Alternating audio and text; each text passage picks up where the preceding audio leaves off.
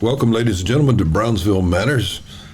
I'm your host, Dr. W.F. Strong, and we're talking today, welcoming to the studio John Cuvillier, who is a kind of Renaissance man. He does all sorts of things in the field of health and fitness, and it ranges from being an RN to being an ultramarathoner to training other people to be their best selves in terms of their physical conditioning. He does it all day long. He's helping us live better lives. So let me just begin with the ultra marathoning thing. That's always fascinating. You would think that 26 miles would be enough for people. I mean, after all, the first guy who ran it died, and now people do 50 and 100-mile ultra marathons. In fact, I once interviewed Scott Jurek, who's one of the world premier ultra marathoners, but you ran your first half ultra marathon, or they call the 50 miler an ultra marathon also. Yes, I did a 50-mile this past January in Big Bend State Park. Yeah. And how long did that take you? 12 hours and 23 minutes. Wow. 12 hours. So you ran all day from sunup to sundown, right? Well, yes, but we ran and walked. You ran and walked, yeah. Okay. But you can take breaks, but that counts as part of your time, obviously. Oh, absolutely. Right? The time is running, so when you take a break, it's a strategic break. So you started off early in the morning, I imagine, and how many people were in the race? A few hundred, I believe. Okay. That's about 150.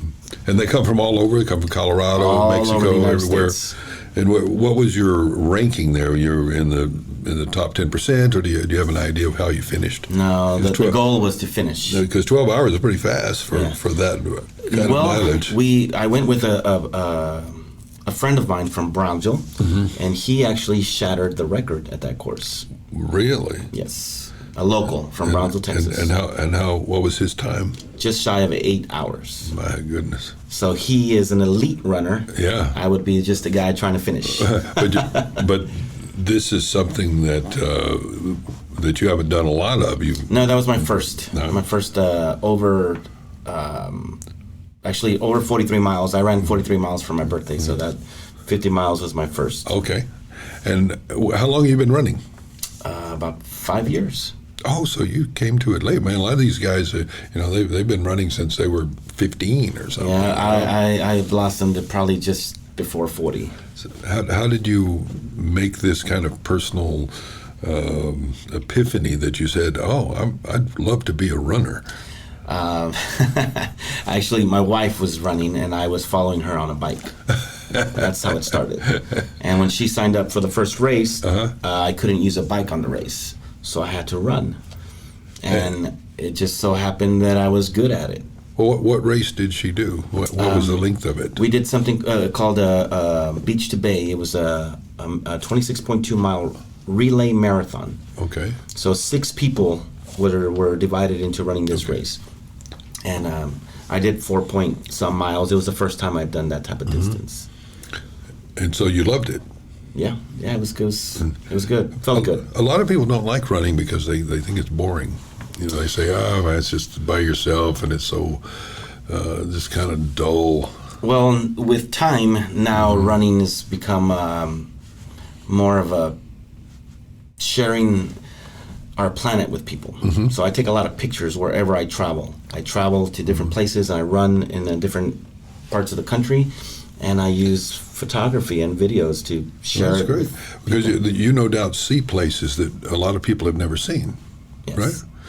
I'm in an organization, a Facebook group called Run For Me RGV, and I'm going to tailor this off of that. The pictures that I take originally were to post on a page for a parent, so that the child can see these places that they do not get to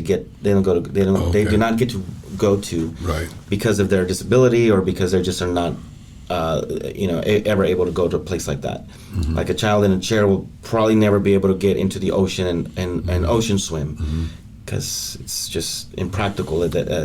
So what I do is I will travel and swim and run and bike and do headstands and into all these places, and then share it on a page. Because you are a pediatric nurse. Correct. And then I'll share it on the page so that these children can view it and then send me emojis and say, "Thank you, John, for running for me." Okay, well, let's segue into that. This is the more fascinating part of you, I think, is when you talk to people about unusual occupations. Yours is unusual, and that you are a pediatric flight nurse. Yeah, neonatal pediatric flight nurse is a field. When I was in nursing school, I remember that the one of the professors would say that flight nursing is like the Navy SEALs of our trade. But don't worry about that. Good label. Because those guys are very far from here. That's we're just going to become nurses. I went back and spoke to that professor later because I was a flight paramedic. I was a flight paramedic, and then became a flight nurse. And for 20 years and 7 months, that was my profession. I did go back and give a speech to UTB and to that professor about flight nursing, and her comment about the field being the Navy SEALs of our trade. That's a great title. It's a 0.001% of nurses that do this profession. So tell me about that. You have the Driscoll Children's Hospital, Corpus Christi, Texas. But you have the Driscoll satellite campus right here. We have a clinic, a specialty clinic in Victoria, Texas, Laredo, Texas, McAllen, Texas, Harlingen, Texas, and here in Brownsville. Okay. So when you need to take a child from Brownsville, Texas, very sick, and they need to go to Corpus for special treatment, you're the one who puts them on the plane or the helicopter and takes them. Correct. Well, first we come to the city, like let's just say Brownsville. We fly in or drive in an ambulance to the city of Brownsville. We come and stabilize the patient, whether it be a premature baby to a child at the hospital, stabilize them, and then take them, either put them in a helicopter outside the hospital, or put them in an ambulance and drive to the Brownsville airport, hop on a plane, fly to Corpus, and then go back to our hospital and drop off the patient there. Do you have a helipad right there at that Driscoll facility here in Brownsville? No. No? No. The only helicopter pads here are at Valley Regional Medical Center and in the back parking lot of Valley Baptist. Okay. But it's right down the street, so you could use Correct. it if you needed to. If we needed to.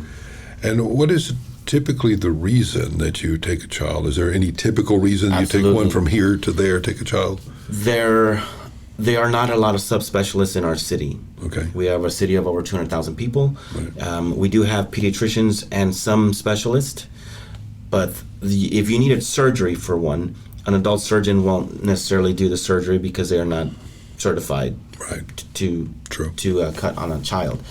But Driscoll Children's Hospital and other children's hospitals around our country have specialists that do that.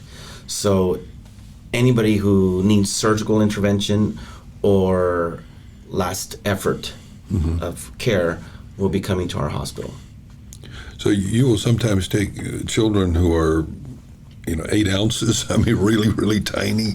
360 grams is the smallest infant. That would be 0.3 of a kilo. My goodness. That's the size of your finger? If you look at your pinky, that would be the size of a leg or an arm on a child of that weight. My goodness, that's tiny. In gestational age, that would mean you were born at like a 20 to 22, 23 weeks. And your job obviously is to keep them stable while you fly. We don't have surgeons or physicians in our planes or helicopters, so your staff consists of a registered nurse, a respiratory therapist, and a paramedic. So your job is to put a breathing tube down the baby's mouth, or put IVs, lines in the baby's legs or arms to keep them stabilized, medication-wise, and on a ventilator. Well, from here to Corpus is, about a 30-minute flight? It's 50 minutes on a helicopter, or around so within about 50 minutes to an hour on a helicopter. It's a 35-minute flight, but once the wheels are up. Okay. So there is a lot of playtime where you are getting ready. Once you leave the hospital, there is no more doctor. Right. It's just you and your staff, your crew. Once you get in a plane or a helicopter, that 50-minute flight, 35-minute flight, it's just you guys. I heard a brain surgeon once say that his job was kind of like a fighter pilot, long hours of boredom interrupted by brief moments of sheer terror. Is that you? Do you have long periods where everything's fine, and then there's brief moments where all hell breaks loose? Well, absolutely. That would be the term of the Navy SEALs of our trade. You're getting paid to work when it's needed. Mm-hmm. So there is a lot of calm before the storm, mm-hmm. and then when the storm hits, you just can't wear the flight suit. You gotta produce. You gotta work. You gotta save that child's life from point A to point B. What's the craziest thing that's ever happened in the air? Storms and anything? Oh, lots of storms, heat mm-hmm. pockets, planes bouncing, turbulence. Our pilots a lot of them are ex-military, so they're very kamikaze. So they find they fly through cells, around mm-hmm. cells.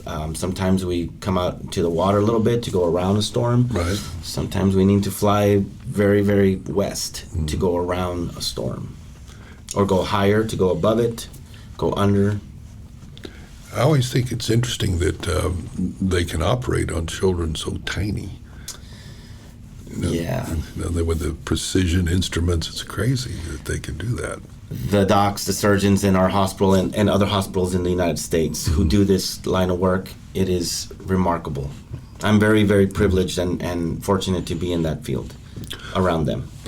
Well, you have been inspired because, I suppose, of your profession to get out in the community and help other people get healthy.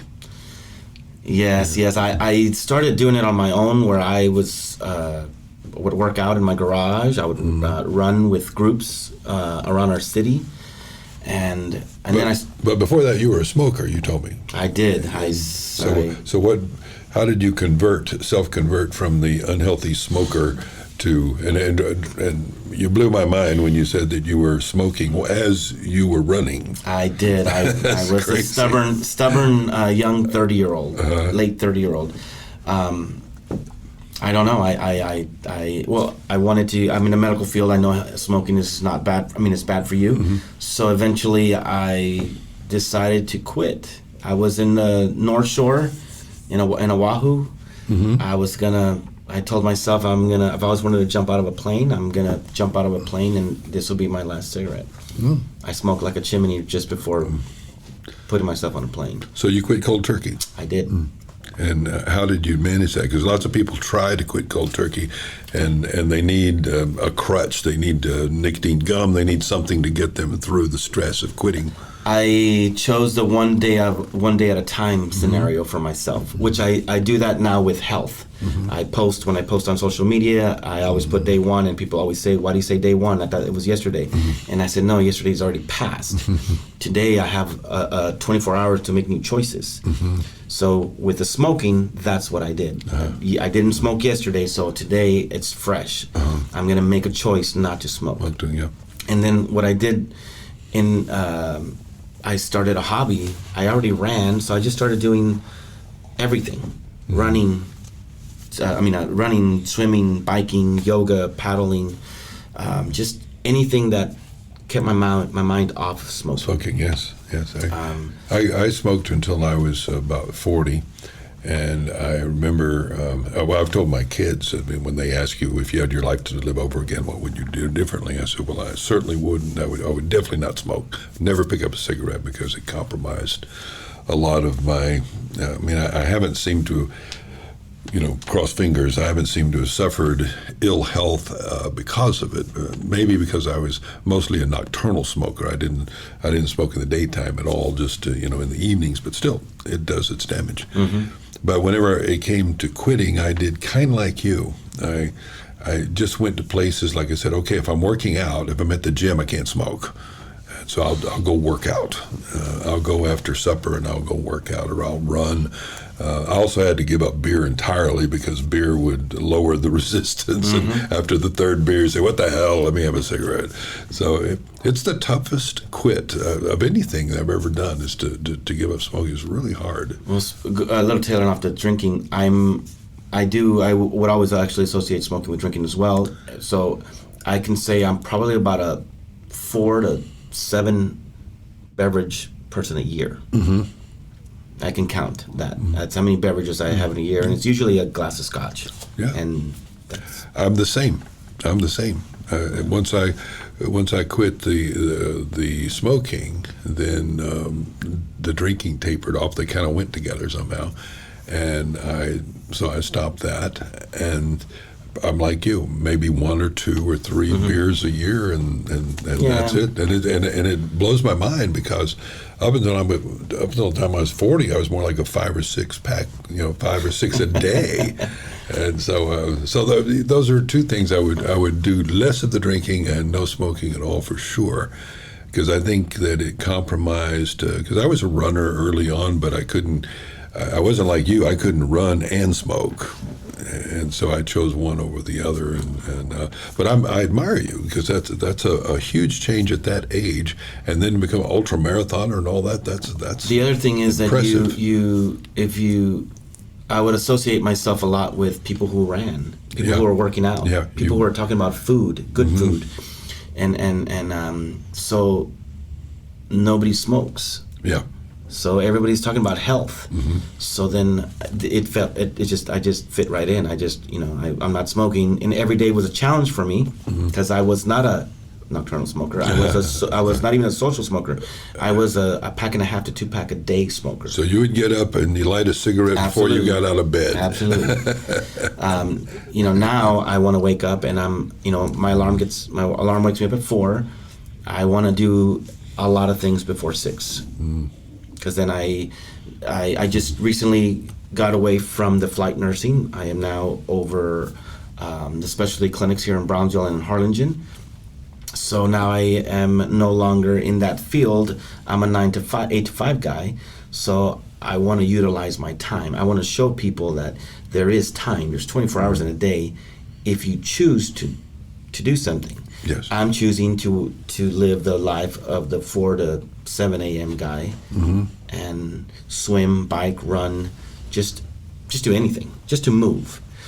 I'm no longer in the field of wanting to become a bodybuilder or win the Olympics. Right. Now my thought process is more in the longevity of the time that I'm here on Earth. So a lot of yoga, a lot of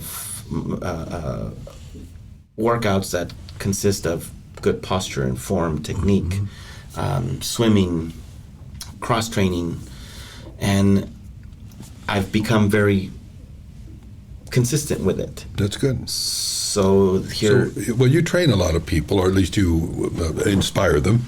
And so what are the rules that you give them day to day? Your kind of mantra, your inspirational sayings that you find yourself saying to them. Well, I go off of the day one scenario. Today is a new day to make a choice, and you chose to be here. Right. And whether you're going to walk, jog, or run, or I'm going to bring equipment out to a public area and we're going to go through a workout. And even if you've never done this before, I'm going to show you how to do it correctly, and you can take this and do it at home or go join a gym. Make this part of a lifestyle, not because we're trying to lose weight for a wedding. And then we speak about food, even though I have a lot of flaws. We all have flaws. Sure. But food would be 98% of our conversation, because that is where we all fault. Something that blew my mind, I heard it about 20 years ago, and it just blew my mind when I first started, said that abs are made in the kitchen. Absolutely. Good abs are made in the kitchen, and I said, wow, I guess that's true. It's easier to work out and run and exercise than it is to eat well. It just is. We can work out all day long and run all day long, but if we keep eating horribly, our outside might appear well because we're fit, but the inside that we're creating, we are not going to last. Well, you make a good point about the culture. If you're part of a healthy culture, it's easier to be healthy. If you live in Colorado, where everybody's into fitness, and you got mountains, and you've got beautiful scenery, and a kind of outdoor climate that's seductive, and so that's helpful to be surrounded by that. And then here in Brownsville, we're surrounded by taquerias that are magnificent. Yes, they are. And a climate that makes it harder, really, to get out and exercise most of the year. it's brutal out there. And so it's easier to stay in the air conditioning and eat badly. Just get up earlier. Yeah, or you think of New Orleans. New Orleans is considered one of the most overweight cities in America, if not the most, because it has great food, but it also has a climate like ours. It's very humid, and it's actually a lot of the cities below sea level, so it's oppressive. Hard to be healthy in New Orleans, so you need a culture, and that's what you're doing. You're creating a culture of fitness among this smaller group. Yes, and I feel that like the people that show up in the mornings are choosing to show up in the mornings. And where do they show up? If I wanted to join your group, social media. I use the social media platforms to let people know what I'm going to do. Okay, well, what's the name of your platform? I mean, what's the name of your page or whatever? Well, I'm using my personal page, but a community movement. People moving people. There is no. The benefit is yours. The effort. You're going to gain here. There's nobody's paying anybody any money. Right. You're just showing people how to move. Right. Whether it be running or walking, jogging, swimming, biking. So I move around the town. I make a post. I'm going to be at the event center tomorrow morning at 5 a.m., open to the public. Invite your friends. Come over, learn how to walk, learn how to jog, learn how to run, talk about food. And so the more people that show up, and then they're just listening to people talk about food and talk about working out and running, then they go home and hopefully they speak about that to their family or to their friends, and then invite their friends. Are you a Whole Foods guy? I try to do an 80% work method of 80% of Whole Foods and 20% of whatever. Whatever. Like, give me your typical breakfast. What do you like to have for breakfast? A healthy choice? A healthy choice, yes. I mean, you can have a bad day now. Blueberry bagel with a nut butter, any kind of nut, with some coconut on top and some cut berries. Okay. With a side of fruit and a glass of water with some fruit in the water. As you are out and about in the community, and we can't help but observe what other people are eating, what bothers you when you say, I wish people wouldn't do that? I wish they wouldn't do. I mean, I'll give you one of my own. Is if I've been in HEB or something, sometimes I'll see parents that have a little one, a baby. They give them a bottle of Coke. They're sucking on a bottle, not of milk, but of Coca-Cola. Yeah. And I say, that's terrible. That's terrible for that kid to have all that sugar that early. It's very unfortunate, and through my profession, I unfortunately get to see you later in life if you have kidney problems or what have you. Unfortunate. But what do you have like that, where you see just maybe not babies, but grown-ups here, where you're in a restaurant and you say, God, that's an unhealthy habit there. Well, that's where I'm at right now in life. I want to share this with the public.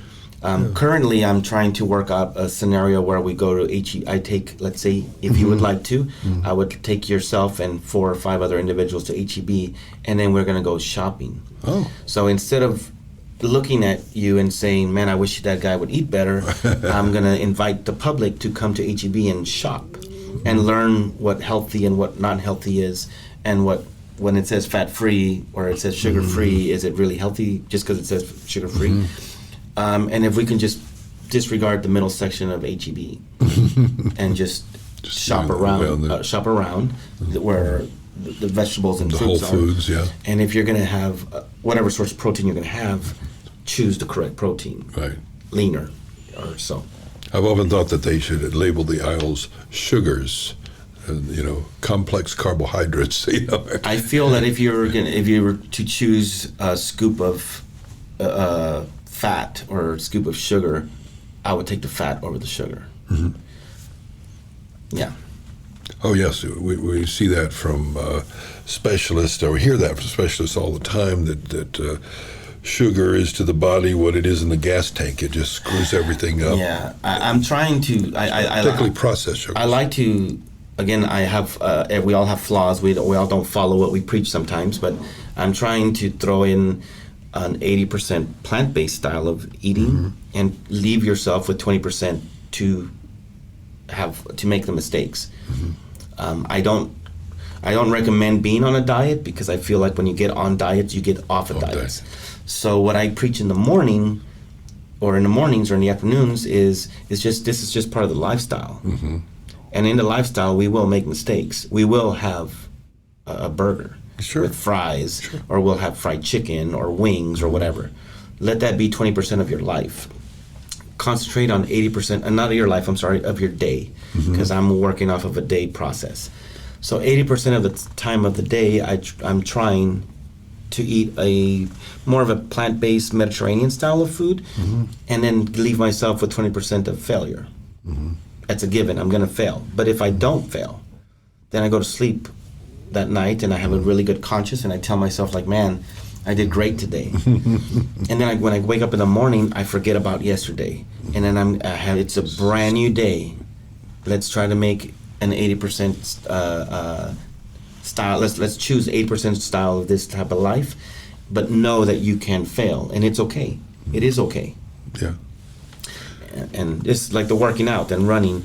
Let this in the morning. I tell these guys, even if I'm not here, you choose to make this lifestyle. You choose to walk. You don't have to come to a public place to run or walk. Right. Go outside your door, walk around your neighborhood. You mentioned Colorado. I was in Breckenridge a couple of months in December or January or October. Beautiful place to go. Beautiful. Hiking and running. There was no snow at the time. But in our city and in South Texas, there are a lot of places to go walk and hike and jog, not just inside the city. Right. I think what I do with pictures and videos is sometimes I get those comments like, "Where are you?" And I'm like, "I'm in Brownsville." You just need to go outside. Maybe go outside the perimeter of our inner city and go to these other places where there is nature around us. We live right by the water. There's a lot of areas to go run and walk by water.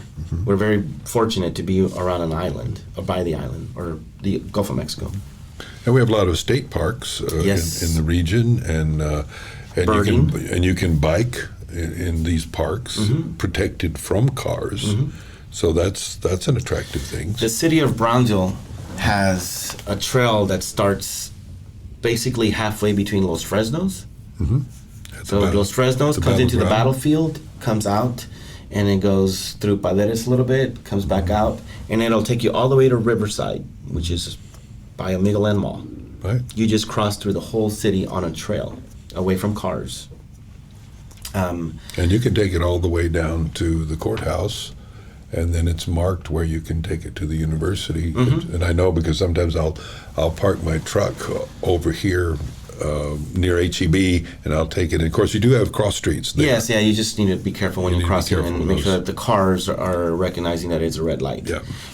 The city of the police department is currently putting together a marathon in our city that I'm involved in, and we are going to showcase our city. The marathon, it'll be Brownsville's first marathon, and it'll be a Boston qualifying marathon. So when it's already gone public, so when people want to come and Boston qualify, they'll be coming to our town to run a marathon.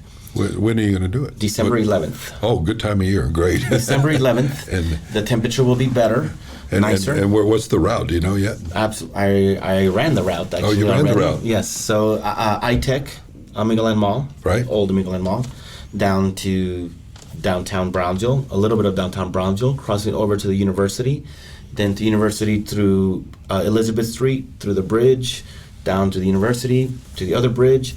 So some of this area, then you cross over back to the downtown area, go all the way down to by Washington Park. We're going to go through the old cemetery, the Brownsville Cemetery, come back around. There will be police officers there to make sure nobody touches anything and it's not. No, yeah. We'll be crossing through the cemetery back onto 5th Street, backing around to where the police department is, the federal courthouse, Linger Park, Farmers Market, and you go all the way down till you get to the expressway. Now you're at the historic battlefield. And the half marathoners will be turning around shortly to come back around. The full marathoners will be going all the way down till you get to the event center. Okay. Well, that's a nice tour of town. And travels to some areas behind by the water, by Morris, that area. And when you come back, we'll be going through Dean Porter Park by the Children's Museum, then come back on Ringgold to Palm Boulevard. Palm Boulevard will be taking all the way down to the historic marker that says Palm Boulevard, historic marker, Palm Boulevard.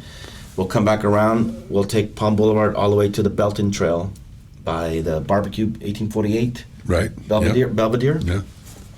We'll take the Belton Trail till we get to Sam's Stadium. Right. That south gate or north gate will be open. The marathoners and half marathoners will be going through the gate. We'll do a half lap with you being filmed on the stadium. Mm-hmm. As you're coming around the half lap, you'll exit on the south gate back to Elizabeth to Palm Boulevard all the way down till you get to the School of Idea. Way back there. You'll do the turnaround and you'll come back and you'll end at iTech, the old Amigoland Mall. It's so interesting that that's been iTech for at least 25 years, and people still call it the Amigoland Mall. But that's quite a route. What I'm doing right now I'm surprised you can do it all from memory, because that's a lot of twists and turns. Yes. Well, and what I'm doing right now with the people that are running, and I'm using some of the route, so that people understand that you will be running through here. If you choose to run a half marathon or a full marathon, you can do it. I mean, we're doing some of the routes, and this marathon will not have a time cap. Okay. Meaning, when you finish. When you finish, you finish. So the guy who finishes at 3 hours and 50 minutes is going to get the same medal that the guy that finishes at 8 hours. And that's the goal. The goal is to complete a marathon. You know what I'm preaching right now to the public. If anybody would like to come and learn how to jog and walk, we will be walking and jogging 26.2 miles December 11th. Mm-hmm. We will be completing a marathon, whether it be walking, jogging, and running. So that's kind of where I'm at right now. The morning groups that come in, I'm showing them how to do some cross training, swimming, biking, running, and so forth. But we will be running and adding more mileage to our as the weeks go on, so that if they choose to do a half marathon or a full marathon, they will be more than ready. How do they reach you? Social media. Mm-hmm. My name is John Cuvillier. I'm on Facebook and Instagram. I post daily what the public is invited to do.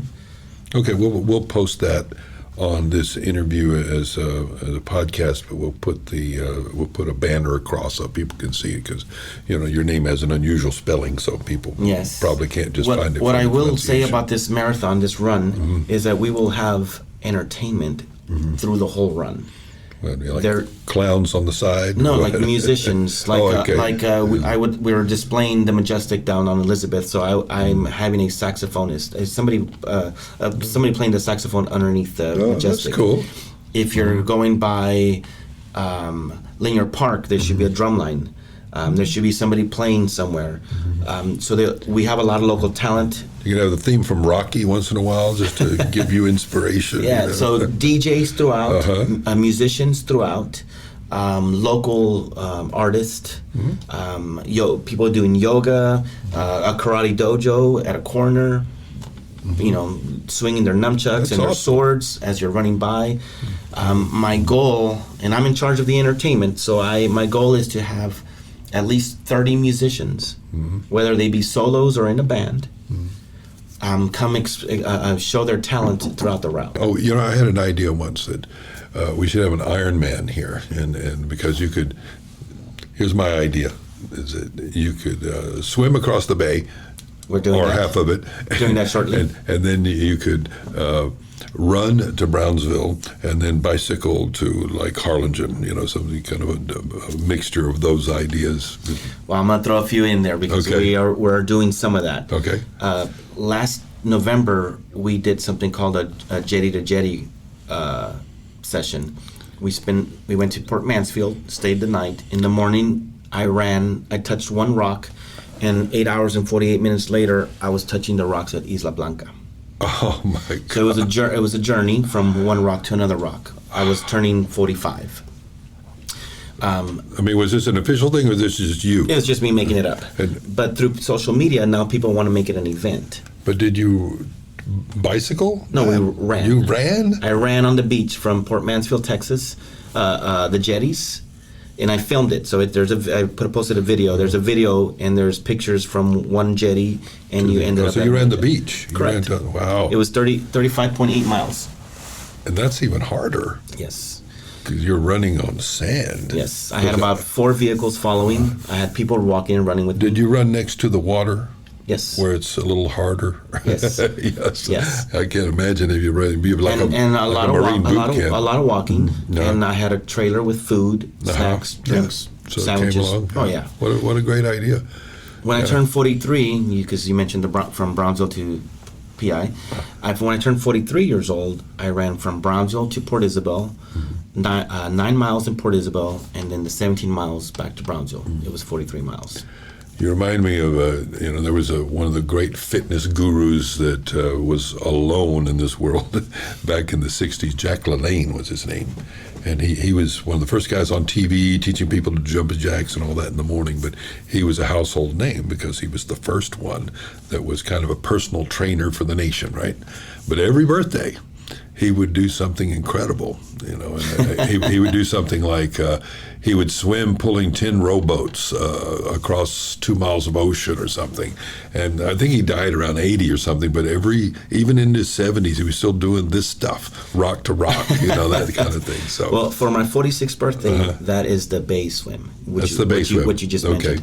We will start in Port Isabel, Texas, and we will swim across to South Padre Island, Texas.